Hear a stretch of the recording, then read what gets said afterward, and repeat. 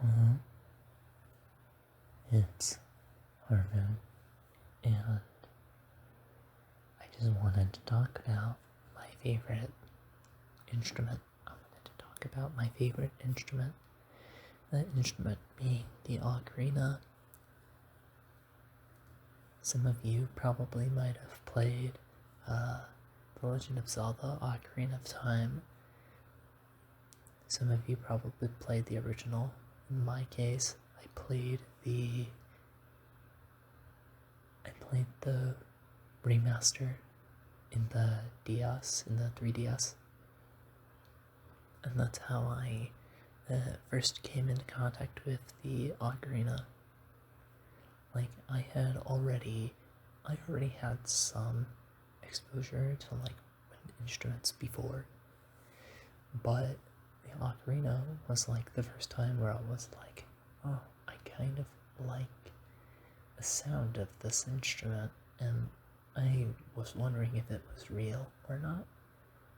So it turns out that yes, it is an actual instrument that is real, and there's just such a wonderful amount of people and musicians that play the ocarina or teach about it or have done significant strides in order to spread awareness about the instrument.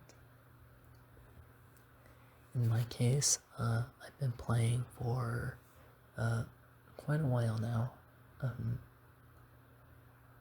4 5 years or so, something like that. And I played through the entirety of Ocarina of Time, the remaster, and each time there was a instrument involved, be it the ocarina or Sheik's instrument. I was very much in full awareness of what was going on. I was always paying attention to like the songs, and it was always like a fun thing to hear that. I think one of my favorite songs from Ocarina of Time is Epona's theme or Epona's song. That is my favorite song. I for some reason always get emotional whenever I hear the song. There's just something about it that is just quite wonderful. Just the idea of like this horse that Link meets and just forming a bond and having that actual song be the reason that that horse is able to like reach out to Link like later on in the like when he travels in time and becomes an adult. I think that that's pretty cool. I think that this is turning into a mix between like talking about the ocarina and talking about Ocarina of Time. I think I'm just gonna go with the flow here.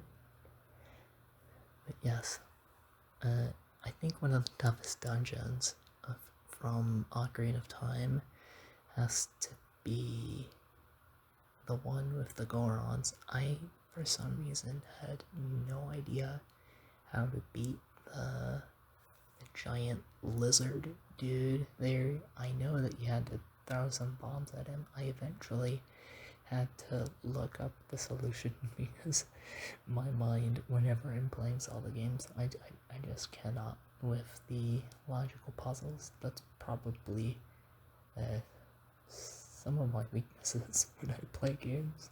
I think specifically the way Zelda games are arranged, some of them, that kind of give me a little bit of trouble in figuring out how to do things. But it's just still fun regardless. I beat the game anyways. But it was a fun experience regardless. I had so much fun listening to the music and seeing how it is that you go from like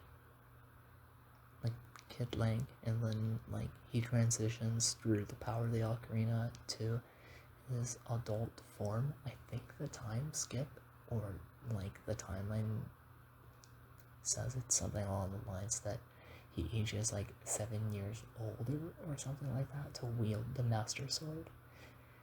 I don't remember how that is, but it's something along those lines. The Zelda theorists will know better than I do, but it's still cool. Oh, my favorite place in Ocarina of Time is Zora's Domain. I love Zora's Domain. That place is awesome. I would walk around that place forever because of the music and how the place looked. I think it was very unique. I just really liked the environment. I love the song too. It's probably another one of my favorite Zelda songs to play on the ocarina. I especially like the ending of the song. Like it just puts you in really in a kind of like trance, in a sort of meditative state. Really, I just like how the song just flows along. How I would even say there's a little bit of a kind of beachy vibe to it. There's like a beach vibe somewhere in there because of some of the instrumentation. Some parts of the instrumentation like kind of reminds me of like songs from Mario Kart. I think it's Cheap Cheap Beach, and then there are like a couple of other songs in there that kind of reach that vibe. Destiny Islands, I think, has a little bit of that from Kingdom Hearts. There's a couple of other games that have that as well. Trying to remember it. There is a level in Sonic 06. It's one of the first levels in Sonic 06 where the theme is very much has a little bit of that vibe, even though that's more like fast tempo. But some parts of the instrumentation I feel match the vibe. I think it's because it's a lot. I think the correlation is really because there's like water in these levels. I think that's the main reason why these are, certain aspects that connect them. There has to be some connection with the music. When it comes to like water levels, I'm sure there has to be something there. So, oh yes, there's another thing. Before I played Ocarina of Time, I was well aware of A Link to the Past. I had already played that game. I had already beaten it. So when I fought Ganon at the end, or rather Ganondorf, it was a very interesting fight. It really, like, if I am correct, A Link to the Past came before or after. It must have come before or after, I don't know. At some point between, Ocarina of Time had like some influence on the other game. And I couldn't help but be reminded of how to beat Ganon, which was deflecting the beams at him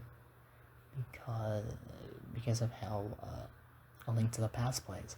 The final boss, you have to do the same thing. That's very much a way you affect him. Or actually, wait, it's with the bows. You have to strike him with the bows. The whole deflecting the attack thing was with Vadi in Minish Cap. Yes, in Minish Cap, you do that like in Minish Cap, and you kind of have a similar kind of thing going around in Skyward. Actually, now that I think about it, a bunch of Zelda games have a similar final fight.